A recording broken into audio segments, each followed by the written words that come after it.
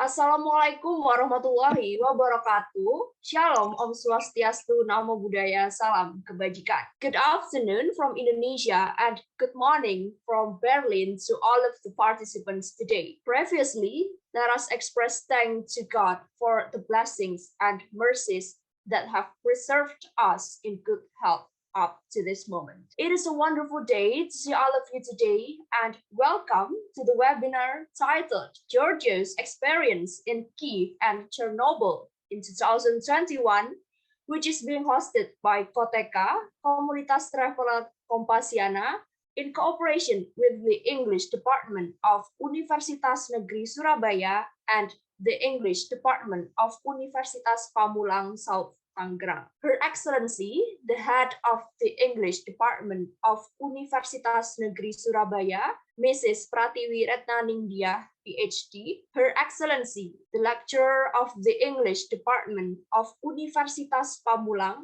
Mrs. May Triranto Maharini, the Honorable Mrs. Gana Stegmann, the Honorable Dr. Giorgio Gonnella, all the participants and committees that I'm proud of, with great honor, my name is Kamila Syatatasya Kurina Swasono from the English Department Student Association of Universitas Negeri Surabaya. I am going to be your master of ceremony of today's webinar, and I would like to say thank you to all of the participants for joining this webinar. Before the next session begins, I will read the rundown for today's event. First, the opening ceremony. Second, welcoming greetings from the head of the English Department of Universitas Negeri Surabaya. Next, a greeting from a lecturer in Universitas Pamulang's English Department. Following that, there will be a talk show with a moderator and a special guest speaker. Last but not least, the closing ceremony, and in the end of the webinar, participants need to fill in the exit ticket to get the certificate. Ladies and gentlemen, let us open this event by welcoming Mrs. Pratiwi Retnaningdia, PhD, as the head of the English Department of Universitas Negeri Surabaya. The time is yours. I'm just going to use my cell phone for the voice. Yeah, once again, Assalamualaikum warahmatullahi wabarakatuh. Good afternoon, everyone, and also good morning there in Berlin. So first of all, I'd like to say thank you very much to Gana for this wonderful opportunity. Although I understand that we received the email in a very short notice, but this is not really a surprising thing. As long as it turns out to be something good, we are always more than ready to embark on a new experience. So when I heard this piece of information from Yunan through Lina, to Gana, I didn't think twice to accept this opportunity for a number of reasons. So since this is actually the first time for us to have this opportunity to to begin a partnership, I think it's a good thing if I could give a brief introduction of our English department at Universitas Negeri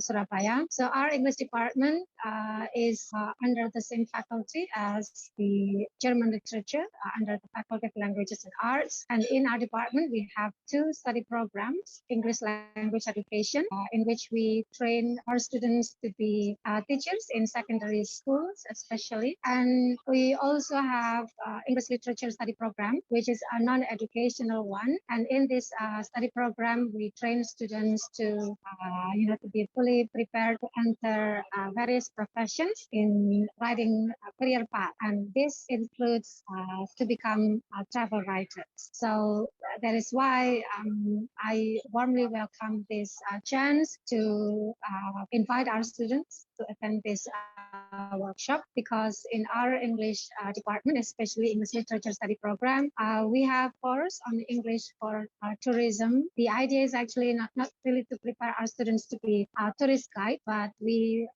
fully believe that to learn English, you cannot avoid understanding and really going into culture. So that said, we also have a course in both study programs called intercultural communication, so that our students, whether they will become teachers, whether they enter other professions, they will be ready to use English in an appropriate manner, for the sake of their success in their career. And I should also like to mention that our two study programs have just been accredited internationally through an international accreditation committee in Germany, actually, to Gana. So ACAS accreditation is from Germany, and we have just been accredited. And this semester, we are preparing our students to join international mobility. We are still in the process of internal selection. So if they succeed, they'll be able to study abroad in some countries, in some universities that they would like to join sometime next semester. In fact, our master ceremony, Tasha, is one of the shortlisted candidates.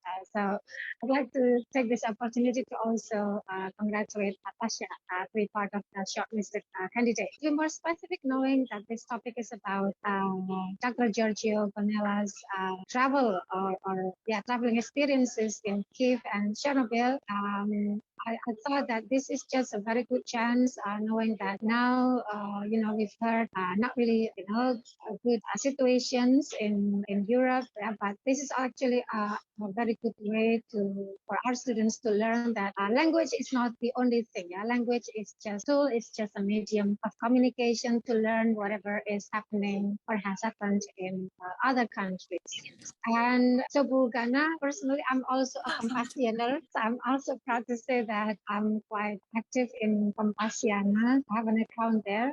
It's just that it's been a while that I haven't written down some pieces there. So perhaps this chance is a kind of reminder for me to continue writing through Kompasianer, because I'm actually more active in writing. So I don't want to take too much time. I just want to wish everybody good luck to have a very productive session in this talk. I really hope you could learn a lot from Dr. Giorgio Gonnella. So please, Giorgio, please be generous with us. Your experiences that you've had, good side and negative side, we are ready to learn from you. Thank you very much for the time. Assalamualaikum warahmatullahi wabarakatuh. Waalaikumsalam warahmatullahi wabarakatuh. Thank you very much for Mrs. Pratiwi Ratnanindya's kind welcome. And now I would like to invite the lecturer of Universitas Pamulang's English Department, Mrs. Mai Triranto Maharini. The time is yours. Thank you for the MC, Camila. So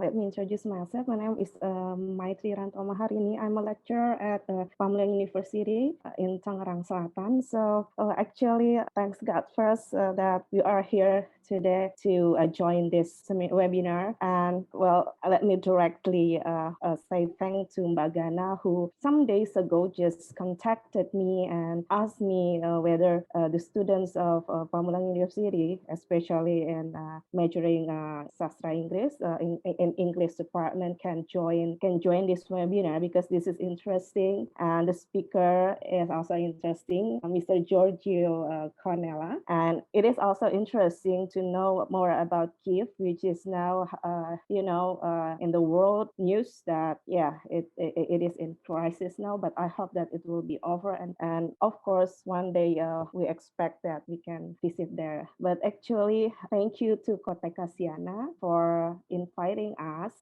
especially for the committee, to Mr. Oni Jamhari, to Mbak Gana, and to other members, and also to the participants. So here, I would tell you a bit about, we know that the government has this program which we call as Merdeka Belajar, which is actually, it is related to what we do now, especially to the students, UNESA students, also UNPAM students, especially my students. Let me tell you, my students, that I know it is not reading. This is about traveling. This is about listening to Mr. Giorgio, the experience, and it will give you some experience through, comprehending. Try to take notice and try to learn things that is outside of our environment, because as the government do today, that Merdeka Belajar is not only learning in your environment and only learn about what you are majoring, but also learn about other things. So here, I hope that the students here, UNESA and UNPAM,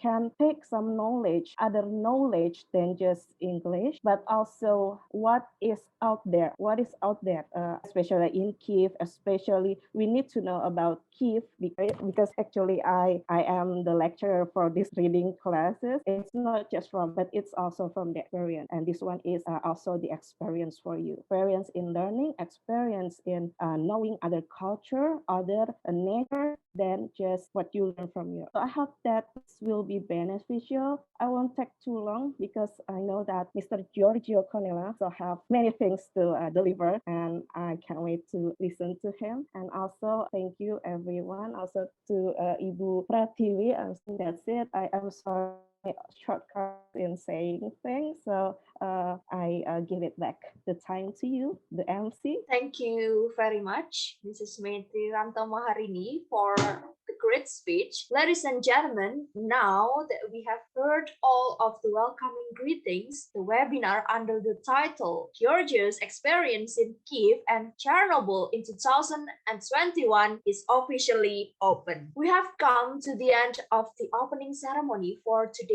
webinar. On behalf of the committee members, I would like to express my gratitude to all of the participants for attending this opening ceremony. Once again, I hope you all have a good time and learn a lot from this event. Now, please allow me to invite our moderator for today's webinar. For the committee in charge, please share the screen for the curriculum vitae. All right, to all the participants, we have the course moderator here. Her name is Gana Hartanti Stegmann. She was born in Semarang and he was from a program of Universitas Negeri Semarang. There are a lot of work experiences of her. She is one of the English teacher in Germany and many work experiences in Germany. For the recognition from Kompasianer Jakarta as Kompasianer of the year 2020. She has written many books. One of them is Banyak Cara Menuju Jerman in 2019, Festival Hongaria yang patut diketahui in 2019, and more than 30 books together with partners. So, without further ado, let's welcome Mrs. Gana Stegmann. The time is yours. Thank you, Camila. Great to see everyone here. I say good morning in Germany and good afternoon in Indonesia. Just wake up a few hours ago because we have a different time. Thank you very much for the cooperation to UNESA, Ibu Ms. Prativi Ratnaningtya, and also Lina for your kindness, and also the Mai Maharini from Pamulang University in Tangsel, and to all the participants here, all the students from Universitas Pamulang and UNESA, and also all the travelers from Koteka. I would like to say we have already Giorgio here, and I would like to share about Giorgio. So Dr. Giorgio Gonnella, he was born on 24th of September 1976 in Pavia, Italy. He has the same age as mine. So he's a senior research scientist in bioinformatics and genomics. He has many work experiences. Of course, before he had went through many education, like in 1995, he was in University of Pavia in biological sciences, and then in 2001 as the PhD in natural sciences in University of Tübingen. Tübingen is only 1 hour from my town, so we call it as a university town. It's a very old town. You can go or along the city, along the river, for example, because there is a traditional boat called Stokkerkan where you can go through the river and to see all around the nice buildings, the colorful buildings like rainbows, and they have so many histories in Middle Age. And then in 2006 until 2010, he was graduated from University of Hamburg in bioinformatics. Then he worked to Center for Molecular Biology of Plants in Tübingen, Germany, because he was the PhD student in scientific. And then in 2006, he was the market researcher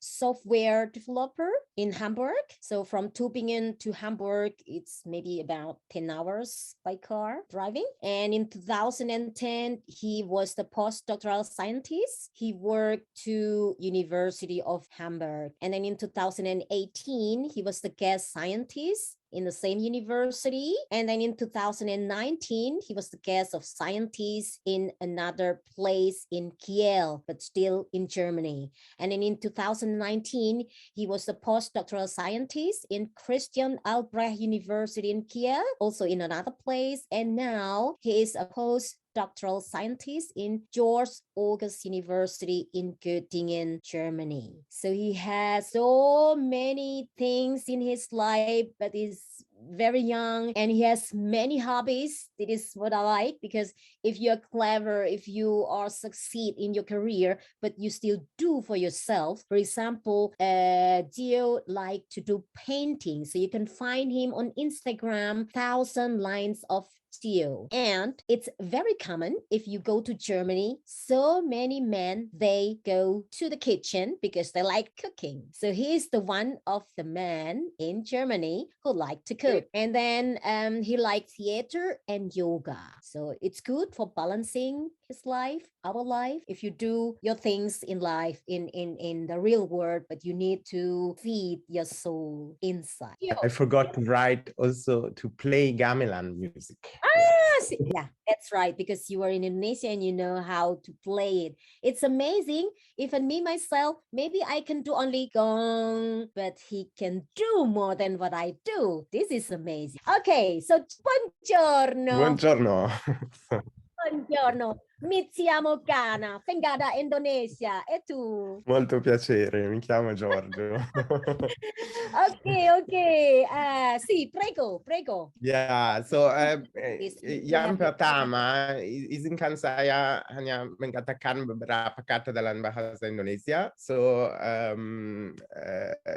selamat pagi atau selamat sore di Indonesia, selamat malam mungkin.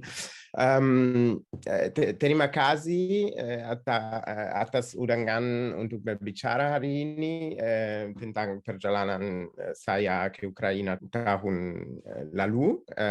Saya berbicara sedikit bahasa Indonesia. Saya belajar bahasa Indonesia di kursus bahasa di Hamburg. Tapi hari ini saya akan berbicara bahasa Inggris di sini. I would like to thank you for this opportunity to speak today about this topic. This was also very short notice for me to since you asked that, but I accepted because I'm very happy to be able to show a little bit about the beauty of and the interest of what I found in Ukraine last year. Of course, in this moment is a very tragic moment with the war going on there. So I am, of course, also emotionally very close to the situation, but we will try to more show the things how they were before. So of course, regarding the war, you can read the news and make your own opinion, but I think it's very nice to show about the Ukrainian culture and about what one can see, what one could see at least there, and hopefully we'll be able to see also in the future. Yes, so, now Prego, you can share your presentation, your PowerPoint. I will try to. Pagi juga untuk dia ya, yang ada di Hamburg. To show the problem which one has when one travels to a country where one has another alphabet, like in this case. So in Ukraine, as in Russia, and as in some countries in Eastern Europe, a Cyrillic alphabet is used. So that also means that even to read maybe the easiest information, so like you see here on the left, there is a entry hours for something, then yeah, of course you have to at least try to understand a little bit of the signs, and it's not always easy, I must say. So this was a kind of course, it makes things a little bit more difficult to get along.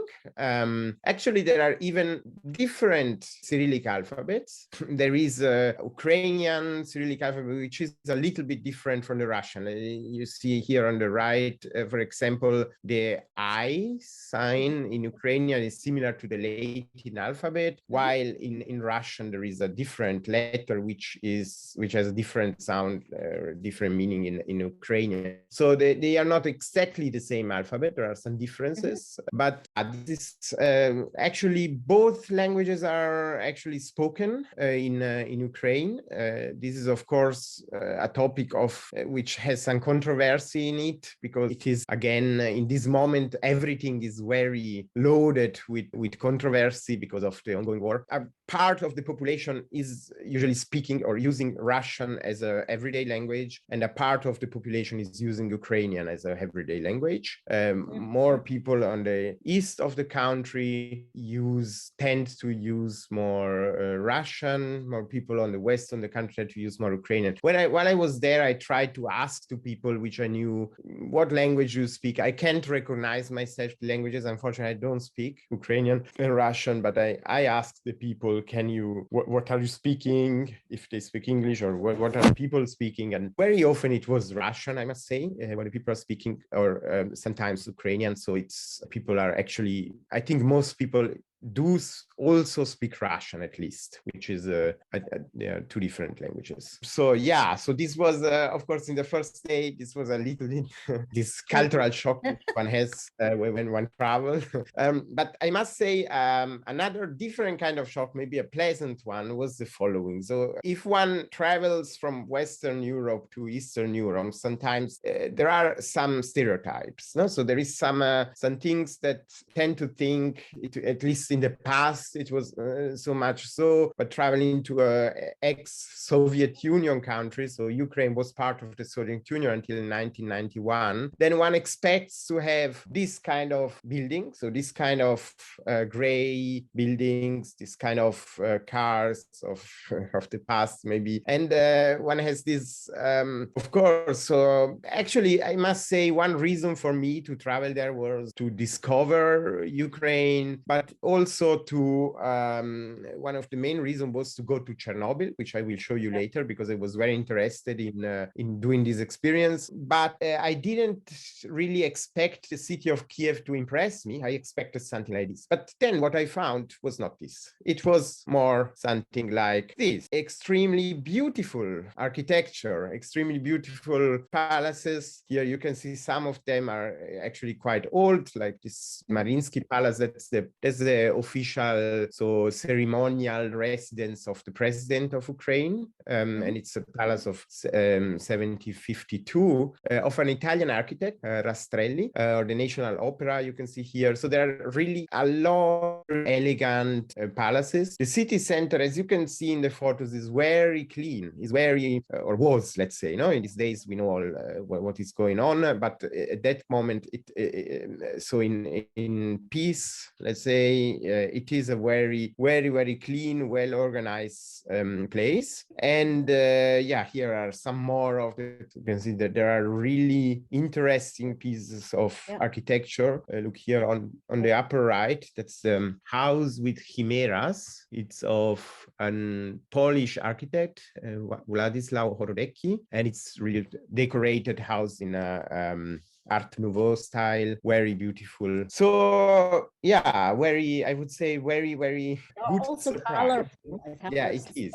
It is very nice, colorful city, and not gray at all. And besides the buildings, there are also a lot of statues, for example, which I personally really like. Bronze statues. I found wonderful bronze statues all everywhere the city. I cannot, of course, show you all of these statues. It was very hard to select some pictures to show because it's so every corner. It's so interesting, so nice in the city center here. So look here on the left is Mahatma Gandhi, which I really appreciate to see. And I think today his stands to peace would be, of course, a very nice thing to have. Yeah, you can see also the scenic beauty of, so from this panorama photo here. On the right is one of the Cossacks. So these are the first rulers of the ancient state, which is called the Kievan Rus. It was a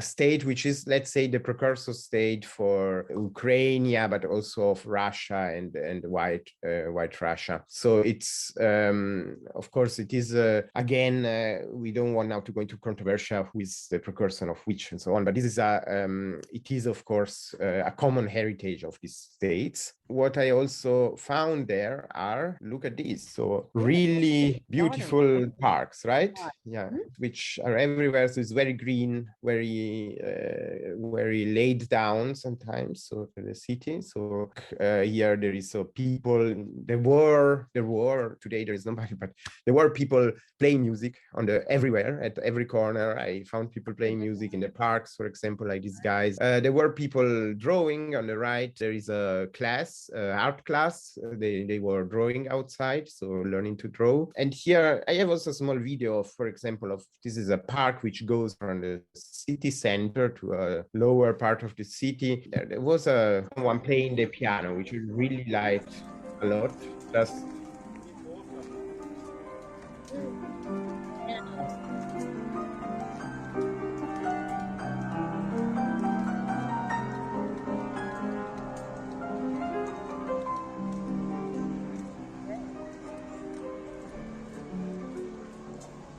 Buset dah. Tadi berapa, Mah? So I hope you could hear the sound. Yeah, perfect. Okay, thank you. Yeah, so there were some piano on the street, and who can play? I cannot, unfortunately, but who can play the piano can go there and play if it's free. So I really found it very nice. I think we should put more piano everywhere. In the park here, you can see how to make an Italian happy. I am Italian originally, as you know now, and how to make an Italian happy. Where one way to make an Italian happy is to have a pizza like down here, which actually I really photographed it in Kyiv, and it's a good pizza, I must say. Usually I avoid to eat pizza if I go somewhere in another country, but one day I saw the photos of this pizzeria in Google, and I said, okay, this really looks good, and so I traveled there and I ate the pizza. No, but another way to make an Italian happy is also to make, for example, a statue of Dante Alighieri in the main park of the city. This is let's say most important poet from Italy, and it was really an honor to see such a statue in this city. And also how to make an Italian happy is to put coffee everywhere. So so there was really at every corner of the center there is a stand like the one in the picture here. You see this? It's written Kaba. In that stand there's coffee. There is basically good thing is this is a really good espresso coffee, really good. So like in Italy, more or less. And the price was that really cheap loved enough it. for It was cheap, yes, because of maybe of differences of the compared. So paying, of course, coming from a Euro country, then it's a little bit cheaper than in Europe. Yeah, the coffee costs about something like 50 cent. So that's compared to Germany, it's very cheap, right? So it's like 1/5 or something like that. In general, it was cheaper for me than Germany. Not so much the accommodation. Yeah, it was cheaper, but I was in apartments, so in using Airbnb. But yeah, that was more or less the same as it would be in Western Europe, maybe a little bit less. But the food was definitely cheaper. And on the right side, this is a story which also I found, which is like a kind of connection between Ukraine and Italy. I really found this story very nice.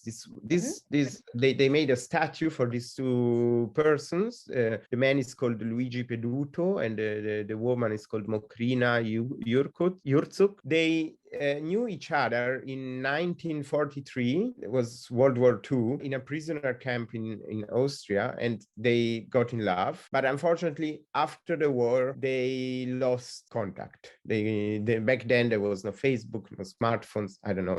They completely lost their contacts. But then he didn't forget this woman for his whole life, and indeed 60 years later, so in 2004, they met each other again, a television program in the Ukraine, and this story was very, very moving also for Ukrainian people. So they put this statue to the zoo as a symbol of love and connection, which is stronger than war. So this is, I thought this is a very nice symbol, and it was a very nice statue also to see. I think, I don't know how much people know about Ukraine, but one of the words, at least in Europe, which one has immediately in mind when I say Kiev is Maidan. Maidan is a big square, and it's famous because there were protests there in 2007, 8, and then in 2014 again, where hundreds of thousands of people went on the street and protested. So the name, everybody knows this name. So it's called now Maidan Nezalezhnosti. Sorry for the pronunciation. I don't speak actually Ukrainian. So this means freedom, independence square. And of course, the name is this one since the independence of Ukraine, before Ukraine was a part of Soviet Union. So it's since 1991, before it had another name. And this is a very big square. It's very nice with a lot of buildings around, and some monuments you can see there. No? So this monument with a globe on it, and this statue on a column. And this Maidan is at the end of a very long street, Kreshatik Street, 1.2 kilometers long, and it is full of palaces. Yeah, you can see these photos here on the left. They are really beautiful palaces. Here, for example, here made a detail of, you see this passage down here, so this kind of arc, and it's up here. You can see how it looks like from behind. So it's really beautiful, right? It's also in Art Nouveau style. It was built in 1913, 1914. One must say that most of this street was destroyed during World War II by the Russian troops itself, which left basically they didn't want it to fall to the Germans, so they put bombs everywhere, and then they waited that the German came into the city, and from distance they were able to start the bombs and unfortunately destroyed it. It is a very, very beautiful city, very beautiful street, this one. And in the city, another highlight are the churches. The churches are wonderful. They are very typical architecture of Eastern Orthodox churches in Russian, Ukrainian, and other Eastern European countries. They have a common architecture with this conical style, let's say. No, that it is. I find it very beautiful. So this one is, for example, the Saint Sophia Cathedral, which is of the 11th century. So it's quite old, right? Is it for free? You come in? No, unfortunately, no. It is quite expensive. expensive, but it was worth to, because look at the inside. There is these mosaic frescoes also. It is all so nicely decorated, and there is a park, see up on the right, and out of it there is this big square with also very elegant building. Inside the park, in this park here, I found this man here who was playing a traditional instrument. This traditional instrument is called bandura. You can say it here. It is kind of hard, and I hope you can hear the video I played. His name is Stepan Shabak. I bought his CD we had there because I think it was very nice, and the music is very nice, I think.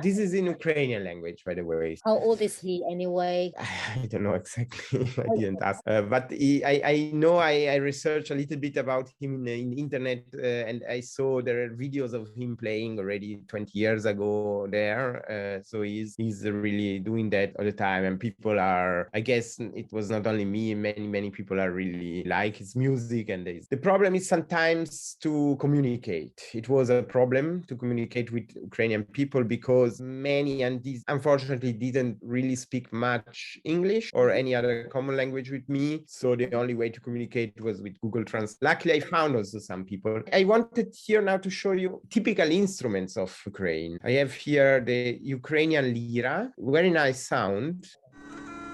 Oh.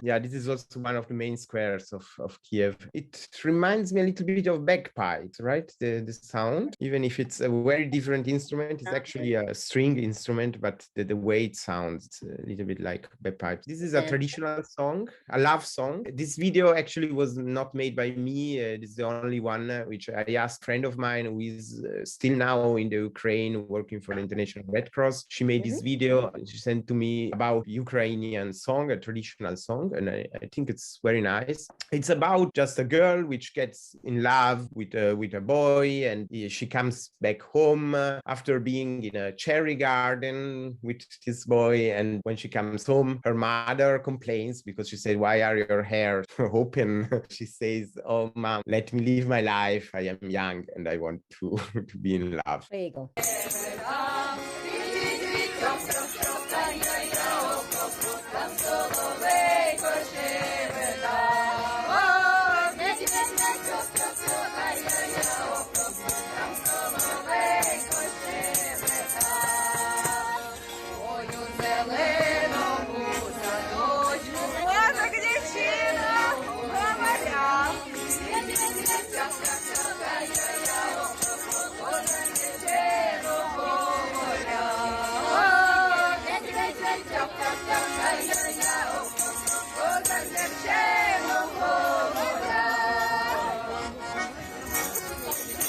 Yeah, so very nice music, right? It's one of the churches in the city, which is in the UNESCO, which is a UNESCO site, the church I showed you before. But there is also even a second church, a second, let's say, complex of churches, which is also a UNESCO World Heritage Site since 1990. This one is called Kyiv Monastery. It's a cave monastery. It's a very big complex. You can see a map down here, let's say a 3D map. There is this, for example, this church you see here on the right is just a small, and so it's really huge complex. It is very old. It was founded in 1000 1051. So, which is, I wrote here 3 years before the Great Schism, which means back then it was still the Catholic and the Orthodox Church was still united. So this was just a Christian side, let's say, and then afterwards it became, of course, a Orthodox side. So in Ukraine, the main religion is Christian Orthodox. One of the things you can notice maybe here is, personally, I didn't really know that. In this church complex, for example, women wear a headscarf, like the woman which you see here. So it is actually mandatory to wear a headscarf, differently from the Catholic or evangelical, for example, churches, or even Greek Orthodox. It was a kind of surprise for me. I didn't know about it. Did you know? No, I don't know it. I also have a small video to show you the beauty of this place, because it's really impressive. Yeah. You can show us. So this is the outside of the buildings there. So this, for example, this church, then there is another church here on the right. There are really a lot of them. And you can see the river in the background, and it's a very green city, you know? So you see the green, and I think it's a really scenic beauty, I would say. There are other churches down there, another one back like in the background. Yeah, it is. Yeah, that's like true. Prague, That's true. yeah? For the interior, one of Beautiful. churches, look at this. Yeah. Very This beautiful. is really impressive. And what started? Sorry. Not everybody is Christian in Ukraine. There is a part of the population which is Jew. Actually, maybe you have heard now that the president of Ukraine is a Jew, for example. Many people are. Actually, before World War II, there were 2.7 million Jews in the Ukraine. So it was a large part of the population. Unfortunately, as we all know, 1.5 million people were murdered by the German Nazis in World War II.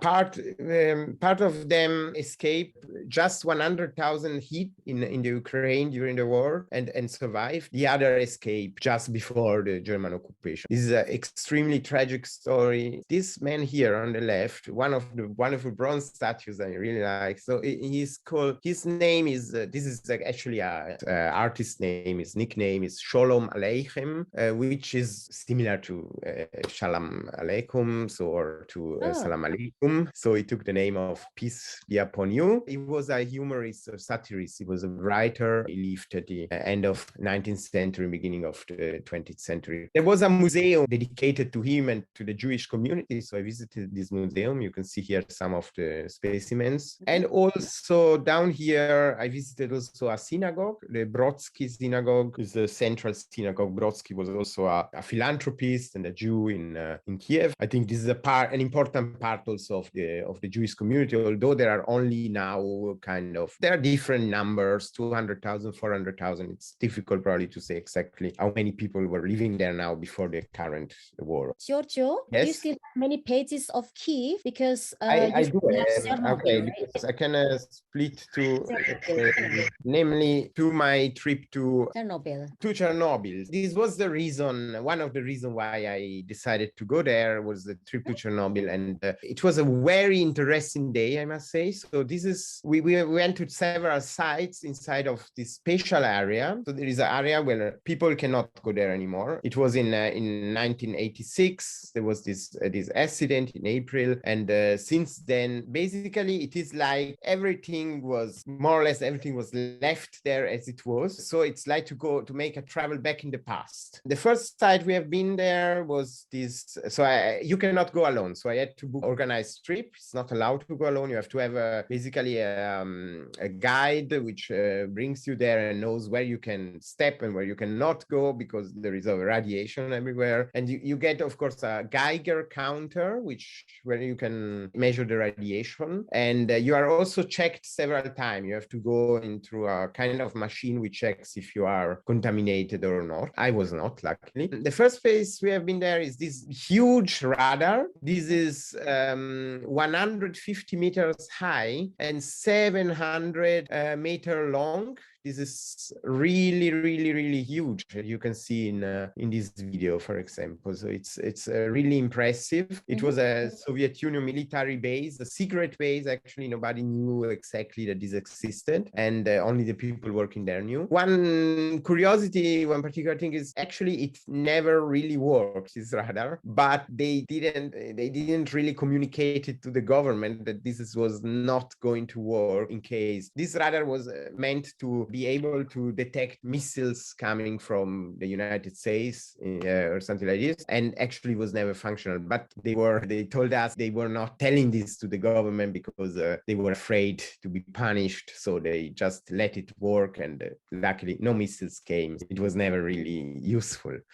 After this, we visited really the site where the explosion took place. This is the block 4. Here on the right is a reactor. And now they had to construct this building. You see this gray building. This was constructed over the original reactor to keep the radiation inside and to keep the things inside there. So outside, yeah, there is some radiation. You can see a Gauger counter which already started to beep, beep, beep, beep. And it's here, look at the value here was 0.23. It is a normal value is 0.1 in a normal city, and here it's already 1.3, no? So it's scary, right? A little bit. The next place where we have been is the most interesting also. It is the city of Pripyat. That was the place where the people live, which were working at their power plant, living with their families. So it was a city of 20,000-30,000 inhabitants, built in 1970. And it was abandoned basically almost from one day to the next. A couple of days after the accident, was completely abandoned. So people left everything behind. They were collected on buses. They thought they would come back later, but it never happened actually. And so there is a ghost city. I think that's very fascinating. So you can go around in this city and it's like nature, like being in a park, but actually this was the main street in the city. And or this one on the right is this was the stadium, and now there are plants everywhere and things are destroyed. There are animals, maybe you heard about it. There are animals all around. We didn't really see completely wild animals, but these are dogs. These are kind of stray dogs, which are of course people had unfortunately to abandon their dogs there. They survived. Some can survive, and these are the stray dogs there. Race of the dog. I don't think they have a particular race, because I think every dog was there then mixed up. And here down you see fruits, and actually every Ukrainian, they told me, would like to pick these fruits and eat them, but you are not allowed to because they are radioactive. This is the famous entertainment park. So since the people were working in this power plant, they were kind of privileged inside of the Soviet Union because they were working on an important facility. It was the biggest power plant in the Soviet Union. So they had some privileges. So it means, for example, they constructed a supermarket there, which was a cash and carry supermarket. It was the only one active in the Soviet Union, they told me. And this is what remains of this supermarket nowadays. And they planned at least to open this park. It should have been open on just some days after the accident. So it was never really used. But it was an entertainment park. And this became a kind of a symbol of Chernobyl, of Pripyat. Here there was more radiation. You can see here now.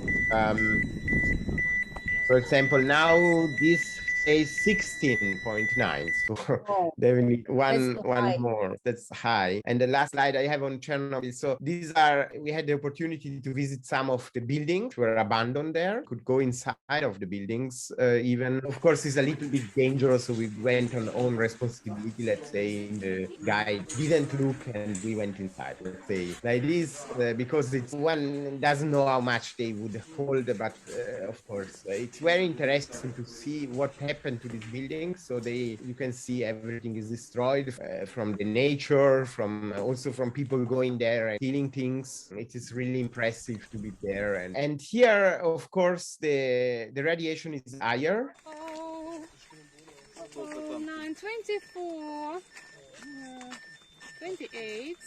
See, I'm risking my wife for you. This was the guy. It was very nice. So we had even 34, as you can see on the right. So that was the maximum which we measured on that day. So you have really to be careful where you are, let's say, on that place. This was a very, very impressive trip, I think. I have more videos and so on, but I think maybe you want to make some questions. So I would stop here at the moment to show directly. Maybe people have some questions and we want to... Sure. Okay. Yeah. So I... you want to close your pop-up? Oke, baik. Terima kasih untuk semuanya yang sudah masih hadir. Kita sudah ada 99 peserta. Ibu Prati meninggalkan ruangan karena ada acara lainnya. Silahkan bagi yang ingin bertanya untuk menuliskan di kolom chat atau bisa saja untuk menyalakan video dan suaranya agar saya persilahkan untuk menanyakan langsung pada Giorgio. To everyone, if you want to ask, just switch on your video and of course your microphone, and I will let you to ask directly to Gio. But first, maybe I would like to let Lina, Miss Lina, because I need to thank to her because of today, so we can organize this cooperation. Do you have any question directly to Giorgio, because he has already explained about his experiences in Kyiv and Chernobyl? Very interesting. Please go ahead. So actually what I wanted to ask is only to add Hanif's question. In the chat, Hanif asked, so is it okay if I read Hanif's question, Bu Gana? Sure, you can do that. I thought you have your own question. Okay, silakan. Because this is related to his question. So that is why I need to read his first and then I will continue mine. Is it okay, Giorgio? Yes, of course. For me, it's okay. So Hanif, actually he is one of my students. At the beginning of his presentation, Pak Giorgio, so we usually call Pak, right? So Pak Giorgio mentioned that there are only some people who can speak English there. So my question is, how could you communicate with people there if they weren't capable in using English for communication? So there is Hanif's question. So actually, I was also wondering when you said that, and also as we know that the writing is slightly different with us, the alphabets, I mean, based on my own experience when I visited China, I had a very difficult moment at that time because people there, they cannot speak English and every sign, every symbols is in Chinese. For me, myself, I was very not confident when I had to go to places because I'm afraid of getting lost because I could not read the sign, the writing or the symbols. And when I asked to someone, they even could not know what I meant. So this kind of, not misunderstanding, this kind of hinder in the language, how did you cope when you visited the place? Yes, thank you for the question. Yeah, it was indeed, sometimes it was a problem. For example, I remember in this cave monastery, there is underground caves where some saints and even a pope are buried, but I couldn't find the entrance at one point. And I asked several people and they didn't understand me. So it was a problem sometimes. But on one side, I was lucky that in the first days, I went to an international event of expats there. I knew some people, they introduced me other people, so foreigners living there. And I went even to a German circle, let's say, so where I knew some German living there. I went out a little bit with people, with international people. They show me a little bit and they speak Russian and Ukrainian. So that was one kind of help. The other help was, of course, Google Translate, I must say. I was also in China and I had the same problem. But here is a little bit easier because some more people speak English, but it's not so much, not always easy. Yeah, I was lucky to have these contacts and to a smartphone, and things are easier today than they were like 20 years ago. Okay, are you satisfied with the answers from Giorgio, honey? Are you satisfied or you want to ask more about? May I ask some more? Yeah, sure. Yeah, thank you for the opportunity. You said that there are some people who are in some kind of international community who can speak multi languages, and they can help you in translating and understanding to communicate with people there. And you sometimes use Google Translate. But I want to ask if you are not with your phone, or if you are alone without any friends who can speak multi languages, then what did you do? Have you ever tried some kind of usually when people are not understanding other people's languages, then they will use some kind of gestures or some kind of yes language. I don't know. I am Italian, and we always speak a lot with gestures. So that's also possible. But no, I was lucky that there I didn't really have the situation where my phone was died, the battery was dead, and no, I didn't really have the situation, luckily, and I was so not so much, let's say, not so much, except 1 or 2 times. But I found my way back. There is a subway, so if you get really lost, you get in the subway, and somehow you arrive back to the place where you're staying. You charge your phone and go back. And this is mostly what I do. It is, and otherwise, it's a little bit difficult. So I really thought when I was there, but nowadays it's probably very difficult to do that. I thought I would like also to go to Russia. I've never been there. I thought myself, before I do, I have to learn some basic sentences in Russian, maybe, or even to other parts of the ex-Soviet Union. I think that would be of advantage, but at least to have some little sentences to say just in case. But in this case, I didn't. And anyway, it worked out somehow. It was still possible to go around and visit things and so on. Ya, baik teman-teman. Jadi kalian bisa menanyakan juga dengan bahasa Indonesia karena Giorgio ini adalah polyglot. Dia bisa berbicara dalam 7 bahasa.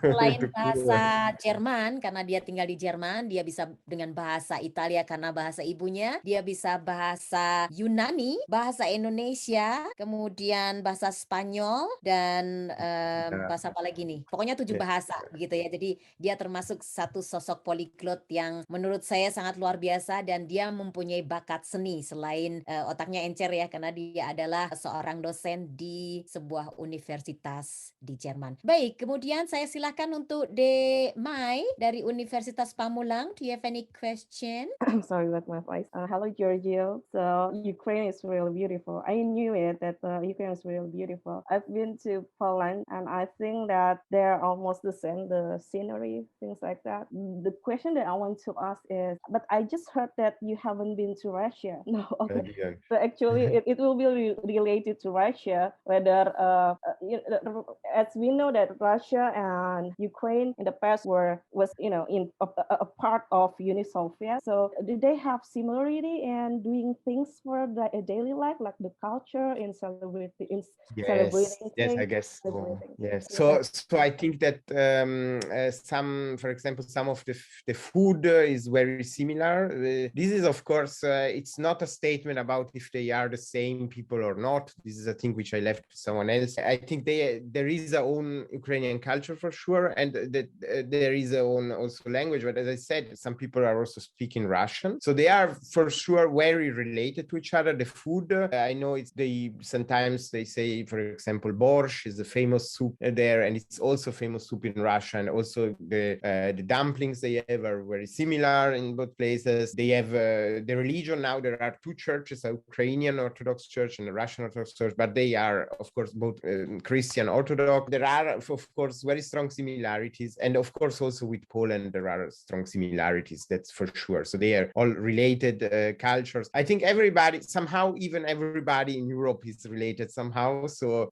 we also have a common cultural background. If you go on, even worldwide, at least in Europe, of course, more there is a common cultural background, and you can see this. And both Russian and Ukrainian are at least both European. So you see they share a long common history. So yes. Okay, actually, I have a student also, Mbak Gana. Is this okay? He asked about the radiation, how it affects to the body, because as you presented that there are like a lot of radiation. The radiation, of course, I spoke, for example, to some friends who were in Kyiv before me, and they said I wouldn't go to Chernobyl. So there are different opinions. I researched a lot before taking this step and going there. There are people who say says this is there is no risk, people who say this is very risky. Tendentially, I think it was not so extremely risky because we were very careful, and we had we were also measured several times. 3 times in total, I had to go through a machine, which we had also a counter hanged here, and then this Geiger counter in the hand. So it was, of course, very careful, and the guides told us you can go there, you cannot go there, and so on. I think it is a little bit of risk, but I think it was worth it because it was one of the greatest experiences I had. So to be there in this place, which is a kind of ghost city, and really, really interesting to see how nature gets it back, and to be on the place of this accident. It was very interesting. So I took the risk, let's say. Yeah. Okay, thank you, Mbak May and Raihan. I can't see Raihan here. She was my favorite idol. Okay. So I'm sorry. Okay. Bless you. Okay, now I would like to go to Mbak Dia and Pak Ardian. Silahkan bertanya dalam bahasa Indonesia karena Mbak Dia ini adalah salah satu anggota BIPA, pengajar bahasa Indonesia di Jerman. Jadi memang harus pakai bahasa Indonesia ya biar Giorgio selalu terasah bahasa Indonesianya. Silakan Mbak Dia. Iya. Saya mau bertanya tentang bagaimana saat ini, apakah Giorgio dalam suasana perang di Ukraina, apakah Giorgio punya koneksi, ada kelanjutan komunikasi dengan teman-teman, kolega yang seprofesi juga di Ukraina? Saya punya koneksi dengan orang-orang yang sudah di Kiev dan juga orang yang sekarang di Ukraina. So teman saya bekerja di International Red Cross, dia di Ukraina sekarang, tapi tidak di Kiev sekarang karena itu terlalu dangerous. They moved to another place because it was too dangerous. So I know people there. I know a journalist, a Ukrainian journalist who is living there also now. The guides, for example, brought me to Chernobyl, which is there, Kiev now. So I have connection there. A very sad situation. I wish the war can be over soon, but it is very difficult. I really hope and pray that this stops very soon. I hope this wonderful city will not be destroyed. Also, more will die and suffer. This is really tragic. Giorgio, kalau Chernobyl terbom ya, kena bom ya, bagaimana? Apakah itu berbahaya untuk negara-negara lain juga? Itu bahaya. Tapi tidak tahu atau radiaksi di hara Rusia, di hara Eropa. Aku pikir, so I think there is no sense to bomb this place because even if, let's say, Russians say I bomb this place, and the radiation could go to Russia, so it doesn't make really sense. So I hope they don't really do that. I think it doesn't make any sense for nobody. So I think they are trying now to keep it safe, and it could be dangerous because they create this structure to keep it safe. And of course, if you bomb exactly that, then it's not a nice thing. I would like to ask Pak Ardian Wicaksono. Can you please switch on your video? I think Pak Ardian left. He sent me a private message. Because thank you for your excellent presentation, Giorgio. I was in Kyiv last 2018 for a short visit. The city is very beautiful. Semoga sukses selalu, Giorgio. Salam dari Hamburg. Salam sehat untuk teman-teman semua. Katanya sedang sama Mbak Dia ini tadi ya, dalam acara Hamburg. Ya, Pak Ardian, konsul jenderal di Hamburg yang memfasilitasi kami juga ada kelas bahasa, kelas gamelan ya. Giorgio selalu ikut kegiatan-kegiatan bertema Indonesia. Bapak sudah meninggalkan ruangan. Kalau tidak kita persilahkan ya. Baik, ada lagi yang bertanya untuk pertanyaan terakhir. Setelah itu kita tutup acara karena kita sudah 1,5 jam berbicara dengan tema seputar Kiev dan Chernobyl. Yang ini merupakan pengalaman dari Giorgio pada tahun 2019 di saat semua masih baik-baik saja dan masih dalam kondisi peace. Sekarang sudah ribet banget ya, karena sebenarnya minggu depan kita akan berbincang dengan Duta Besar dari Ukraina, tetapi saat ini kota di mana Bapak Dubes berada sedang dikepung oleh Rusia, sehingga beliau merasa tidak nyaman untuk melakukan Zoom dengan kita. Jadi acara akan dipending sampai waktu batas yang tidak ditentukan, sampai dengan pasukan Rusia keluar dari Ukraina. Wah, rencananya sih 10 hari ya, tapi ternyata sampai 1 bulan juga nggak habis-habis perangnya ya. Oke, baik, ada lagi pertanyaan dari mahasiswa UNESA atau dari Universitas Pamulang? Karena kalau tidak kita akan segera foto session untuk menjadikan acara ini kenang-kenangan, ada dokumentasinya. Ada lagi yang bertanya? Silahkan dari mahasiswinya Ibu Lina atau dari Mbak Mei, mahasiswa-mahasiswi, karena nanti yang beruntung akan mendapatkan voucher dari komunitas Traveler Kompasianer sebagai rasa terima kasih. Dan kepada teman-teman yang mungkin masih ada ganjalan tadi ya, tadi banyak cerita yang disebarkan oleh Giorgio Gonnella bahwa misalnya di sana itu kan bahasanya agak mirip-mirip dengan Rusia, tetapi tetap ada perbedaan tersendiri dalam huruf-hurufnya, dan di sana sendiri banyak sekali bangunan-bangunan yang masih terpelihara. Tapi saya yakin sekarang udah pada rusak ya, aduh gemes deh. Di sana itu bangunannya mirip-mirip kayak di Jerman deh, jadi bangunan tua itu sangat dilestarikan, ada upayanya ya dari pemerintah dan dari masyarakat, termasuk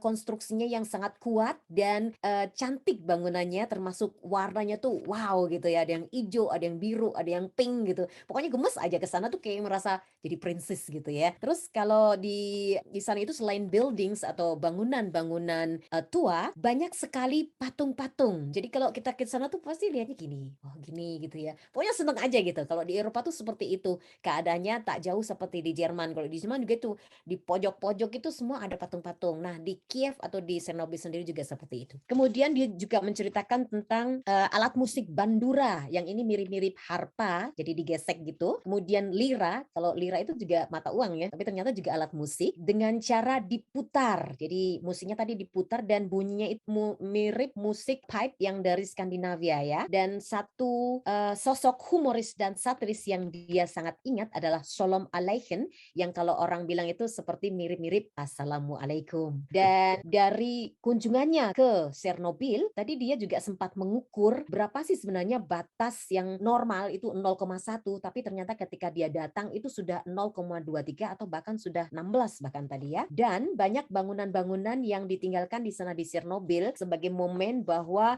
dulu pernah ada kehidupan setelah sekarang ini ditutup karena adanya reaktor yang meledak tadi, seperti halnya supermarket, kemudian amusing park, tempat bermain dan taman dan beberapa hal yang lainnya. Dan kita tidak boleh asal ambil buah yang jatuh. Nah di Jerman gitu, banyak buah tuh jatuh yang apel-apel gitu setiap rumah ada gitu kan. Tapi kita tidak boleh ngambil karena memang itu harus bilang. Tapi kalau di Chernobyl ini bukan karena adat sopan, tetapi karena sudah terkena reaktor nuklir. Baik, itu tadi sekitar cerita cuplikan dari apa yang sudah dia presentasikan dari PowerPoint yang dibuat ekstra oleh Dr. Giorgio Gonnella yang merupakan satu I'm dosen. sorry, Bu Gana. Sorry for interrupting. Yeah. It seems there is one more question from Salsa in the chat, in the Zoom chat. Please, Chacha, can you say Salsa, it yourself, or I need to read it quick? Can you switch on your camera? Silahkan menyalakan kameranya, Salsa, atau saya bacakan? Saya nggak menemukan ini. Baik, saya bacakan.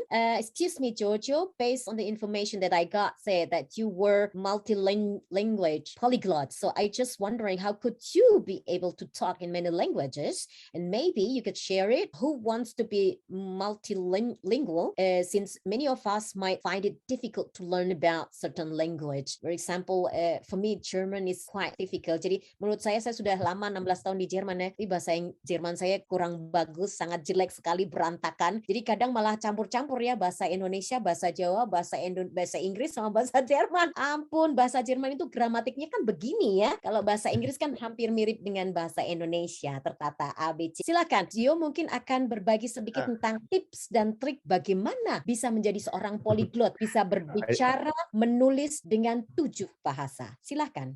Yeah, I think the trick is to connect with people as much as possible who are speaking the languages and trying to learn from each other. So using things like language exchange and so on. So this motivates also a lot. Jadi bukan karena makan pete ya, bukan karena makanan atau minuman suplemen yang membuat kamu itu otaknya encer banget sehingga untuk mencerna bahasa baru, bahasa orang asing itu sangat mudah bagi kamu. Misalnya bahasa Yunani, itu kan tulisannya udah lain lagi. Nah, sementara kamu juga belajar bahasa Yunani. Nah, ini yang mungkin membuat teman-teman di sini itu penasaran banget, ini orang kok pinter banget, makanya apa sih gitu. Mungkin pakai bedak apa, atau pakai lotion apa gitu ya, atau pakai makanan apa, suplemennya gitu ya, biar pinter banget bahasanya sampai 7. Saya aja 2 aja udah pusing gitu kan. I say I don't speak all the languages at the same level, of course. So it's just some is more, for example, I can understand maybe half of what you're saying and not 100%. So maybe 70%, 80%, but not everything. And it's so I have difficulties to express myself in complicated sentences when I speak about Indonesia. So I'm still learning all these languages. I cannot say really I speak all these languages. I learn. Of course, Italian is my mother tongue. German, I live since a long time in Germany, and English is my working language. So these languages are, of course, the top one and the other. I'm trying to learn. And pelit. Tahu dia rasanya nanti, tapi tak nggak mau dibagi. Ya sudah, teman-teman. Nanti kita ulik-ulik dari belakang aja dari WhatsApp supaya dia bisa menyebarkan apa sih sebenarnya rahasia untuk menjadi seseorang poliglot yang melebihi 5-7 bahasa asing secara lisan dan tulisan. Baik, sekarang siap-siap, tolong untuk dinyalakan video kameranya agar saya bisa melihat penampakan kalian yang ganteng dan cantik hari ini. Saya ucapkan terima kasih sekali lagi pada semua peserta yang hadir, dan saya akan umumkan pengumumannya di WhatsApp grup Telegram ataupun di WhatsApp grup Koteka, siapa yang akan mendapatkan voucher kita nanti. Baik, terima kasih. Saya Gana Stegmann, terima kasih sekali atas partisipannya hari ini, dan saya sudahi talk show bersama Dr. Giorgio Gonnella dari Italia yang mengajar di Universitas di Jerman. Baik, silahkan Dek Kamila. Thank you very much, Mrs. Gana Stegmann. Dearest all participants, we're almost at the end of the event, but before we leave this meeting, we would like to request that all participants to fill in the exit ticket. Thus, for the committee in charge, please kindly share the link on the chat box in order for the participants to be able to fill it as soon as possible, and we will give you several minutes to complete the exit ticket. So please just fill it immediately so we can end this webinar as soon as possible. Don't forget unesa.me/englishxkoteka. Yes. Okay, thank you very much everyone. All right, so thank you very much. Finally, ladies and gentlemen, we have arrived at the end of the webinar, and it's an honor for us to meet all of the participants today. Thank you very much for your attention and enthusiasm, especially to the special speaker, Mr. Giorgio Gonnella and Mrs. Gana Stegmann. Thank you very much, and we hope that everyone can get benefits from today's event. I would like to apologize for any mistakes. My name is Kamila Sutiono. As the master of ceremony, say goodbye and see you at the next event. Bye. Have a nice weekend, everyone. Thank you. Bye-bye. Thank you, everyone. Bye, terima kasih. Thank you. Pak Giorgio. Bye. Unesa dan Pamulang University. Bye. Terima kasih Mas Oni. Selamat meninggalkan ruangan.